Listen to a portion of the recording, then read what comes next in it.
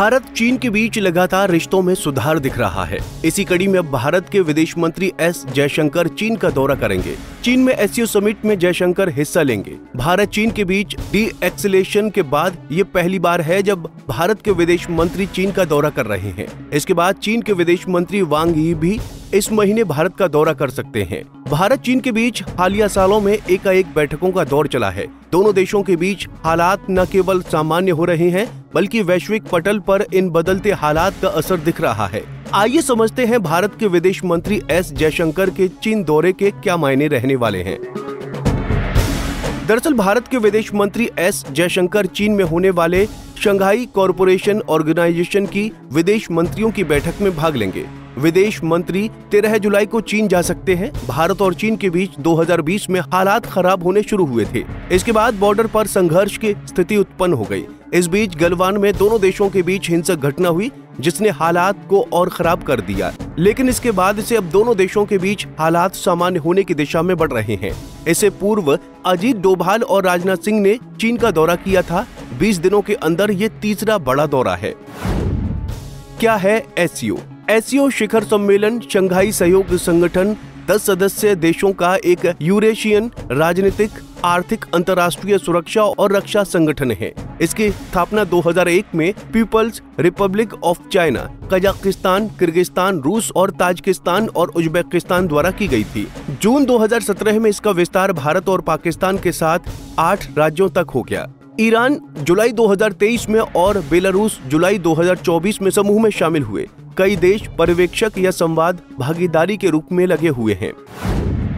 ये भौगोलिक दायरे और जनसंख्या के मामले में दुनिया का सबसे बड़ा क्षेत्रीय संगठन है जो दुनिया के लगभग 24% क्षेत्र यानी यूरेशिया का 65% और दुनिया की 42% आबादी को कवर करता है।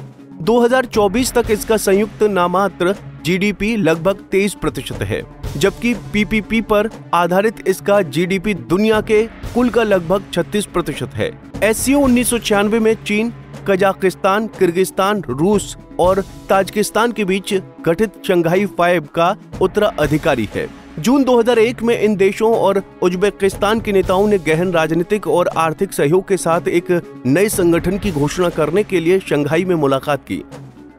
बता दें कि भारत चीन के बीच जिस तरह हालात बदल रहे हैं उसने साफ कर दिया है कि अब दक्षिण एशिया अमेरिका के प्रभाव को कम करने की दिशा में बढ़ना चाहता है। भारत और चीन की अर्थव्यवस्था लगातार बढ़ रही है। दोनों देश अगर साथ हो तो इनकी जीडीपी $20 ट्रिलियन से अधिक है। और अगर परचेजिंग पावर पैरिटी की बात की जाए तो दोनों देशों के आसपास में भी कोई नहीं है। यही वजह है कि अब स्लीपिंग जॉइंट इंडिया जाग रहा है और दौड़ता ड्रैगन उसके साथ खड़ा हो रहा है। आइए समझते हैं दोनों देशों की आर्थिक क्षमता क्या है। भारत चीन की आर्थिक क्षमता। एशिया और दुनिया के दो दिग्गजों के बीच संबंध जबरदस्त गति से आगे बढ़ रहे हैं। अप्रैल 1950 को Bharat People's Republic of China के साथ राजनयिक संबंध स्थापित करने वाला पहला गैर समाजवादी ब्लॉक देश बन गया था। 18 जुलाई 1994 को भारत और चीन के बीच दोहरे कराधान समझौते पर हस्ताक्षर किए गए। दोनों देशों ने WTO प्रतिबंधताओं के अनुसार बहुपक्षीय व्यापार प्रणाली में भाग लेने में भी रुचि दिखाई। आज भारत और चीन शीर्ष व्यापारिक साझेदार हैं और महत्वपूर्ण आर्थिक और द्विपक्षीय संबंध बनाए रखते हैं। वित्तीय वर्ष 2024 में भारत और चीन के बीच द्विपक्षीय व्यापार 4% की वृद्धि के साथ वित्तीय वर्ष 2023 में 113.83 बिलियन अमेरिकी डॉलर के मुकाबले 118.40 बिलियन अमेरिकी डॉलर रहा। ग्लोबल ट्रेड रिसर्च इनिशिएटिव यानी GTRI के नवीनतम आंकड़ों के अनुसार वित्तीय वर्ष 2024 में चीन एक बार फिर 2 साल के अंतराल के बाद संयुक्त राज्य अमेरिका को पीछे छोड़ते हुए भारत का शीर्ष व्यापारिक भागीदार बन गया है। इस दौरान भारत के कुल आयात में चीन की हिस्सेदारी 15.6% थी। भारत ने दुनिया से 675.42 बिलियन अमेरिकी डॉलर का सामान आयात किया, जिसमें चीन से 101.74 बिलियन अमेरिकी डॉलर का सामान शामिल है। अप्रैल 2000 सितंबर 2024 तक 2.50 बिलियन अमेरिकी डॉलर की संचयी FDI राशि के साथ चीन भारत में FDI इक्विटी प्रभाव में 22वें स्थान पर है।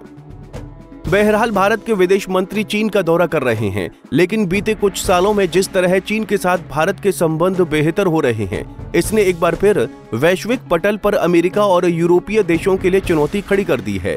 हालांकि क्षेत्रीय समस्याएं अभी भी जटिल हैं। ये समस्याएं विकास में बाधा बन सकती हैं। फिलहाल के लिए इस खबर में इतना ही। देश और दुनिया की बड़ी खबरों के लिए देखते रहिए पंजाब केसरी टीवी। हमसे जुड़े रहने के लिए हमारे YouTube चैनल को सब्सक्राइब करें और नई वीडियो की नोटिफिकेशन के लिए बेल आइकॉन को दबाएं।